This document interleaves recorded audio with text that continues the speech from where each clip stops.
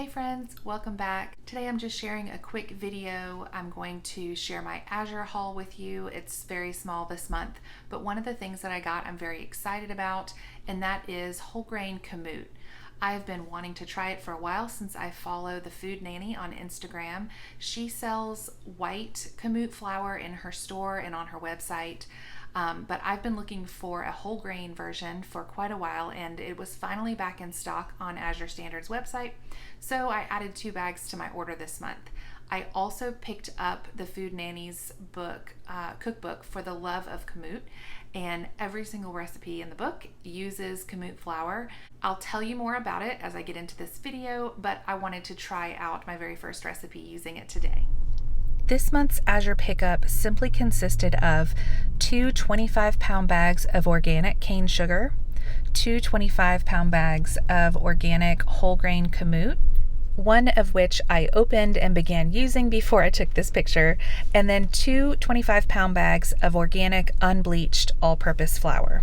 Kamut is an ancient grain. If you're not familiar with it, it is not widely known and it's not super easily accessible. I don't know of a whole lot of places you can get it online, and I had a very hard time finding it in whole grain form. As I mentioned before, the Food Nanny sells white Kamut flour on her website, and I've heard wonderful things about it. I just was hoping to get my hands on the whole grain that I could mill myself, because that always provides added nutrition. Now, Kamut is an ancient grain that is slightly lower in gluten, but it is certainly not gluten-free, and it's also slightly higher in protein than other wheats or flours that you can get from the store. So I am going to start off by using 1 part freshly ground Kamut and 1 part unbleached all-purpose flour for the recipes that I'm going to be trying from the Food Nanny's cookbook.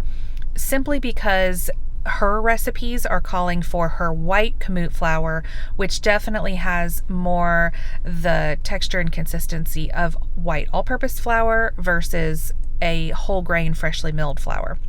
I don't want to turn my family off to it by starting out too strong too soon. So let's see how this goes. The first recipe I'm going to try is on page 46 in her For the Love of Kamut cookbook, and it is her brother David's recipe for Bavarian soft pretzels. Normally, when making a bread product, I always just start by putting my warm water, sweetener, and yeast in the mixing bowl, but this recipe calls for you to do that in a separate bowl, and then go ahead and mix your dry ingredients in the mixing bowl while your yeast is developing. So here I am doing 2.5 cups of freshly ground Kamut, and then I'm going to add 2.5 cups of unbleached all-purpose flour. Next, I am adding sugar and salt, and then I'm going to mix all of these dry ingredients together well before I add the water and yeast mixture. I probably could have let this go for a few more minutes. I think if I try this recipe again, I will go ahead and make it the way that I would have made it, by putting the ingredients all together and just letting it sponge for a little while first. So now I am mixing the water, yeast, and sugar together with the dry ingredients. Now we will let the mixer do its thing until all of this forms a nice firm dough ball. Now, I watched this carefully as it began to mix, and I knew right away that I was going to end up needing a little bit more water. I think I only ended up adding maybe 2 more tablespoons, and it just brought everything together quite nicely. I also realized that I had forgotten to add the oil and honey. It called for, I believe, a tablespoon of honey and a tablespoon of oil. I didn't even bother measuring the honey. I just put a nice generous squirt in that equaled about a tablespoon. And that's one thing that I've learned working with dough and making bread for so many years. I personally would have been better off going ahead and adding the oil and the honey once my yeast had developed, and then adding all of my dry ingredients to the mixer. Having to do it separately, it just kind of threw me off. And of course, this is a new recipe for me, so I'm bound to make mistakes. You can see here the dough is finally coming together to make a nice dough ball, and then the instructions were to let the either hand knead it or let the mixer continue to knead it for another 7 to 8 minutes. So that is what I did, and I was really impressed with how well this dough ball came together. A lot of times when I'm making a bread recipe, it is still rather sticky at this stage and will begin to stick to the bottom as I let the mixer knead it more. So I'm super excited to see how this turns out. Now it is going into my bottom oven on the bread proof setting so it can rise until it's about double in bulk. While I'm waiting for the dough to rise, I decided to go ahead and rinse my broccoli seeds. If you didn't see my last video, I am working on some broccoli sprouts so that I can add those to my morning smoothie. And this is just day 2. I started it yesterday, and it's recommended to rinse them 2 or 3 times a day for the first 3 or 4 days. I just have a sprouting lid on this quart mason jar. Makes it nice and easy to rinse and strain without even having to remove the lid. As you can see, some of the seeds have already begun to sprout. I want to make sure I rinse all the water or drain all the water out completely before I put it back in my cabinet. It is recommended to somewhat stay out of the light while you are in the sprouting process, and then the final 12 to 24 hours you do set it in indirect sunlight for the sprouts to green up a bit. So I've got them all back toward the bottom of the jar, most of the water drained out, and I'm going to put it back in the cabinet to let it continue to sprout. We'll check on them again later. Hopefully I will not regret doing this, but I probably had maybe a cup and a half of Kamut left in my mill bowl, so I decided to just add it to my all-purpose flour and stir it up and mix it in, and I'll just pretend like it's not in there. Every time I use all-purpose flour, I will use what's in this jar, and so it'll have a little bit of Kamut mixed in with it.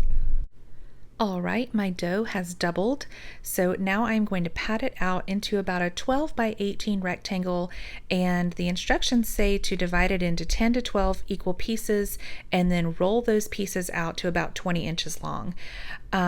This dough was really nice and easy to work with. I didn't have to roll anything. I pretty much, as I picked up each strip, it just stretched out nice and long, and they ended up being the perfect size for these little medium-sized pretzels. Then you add 4 cups of hot water and half a cup of baking soda to a 9 by 13 dish, and you dip each pretzel in this water baking soda mixture. Basically the same effect as putting bagels in some boiling water for like 15 seconds.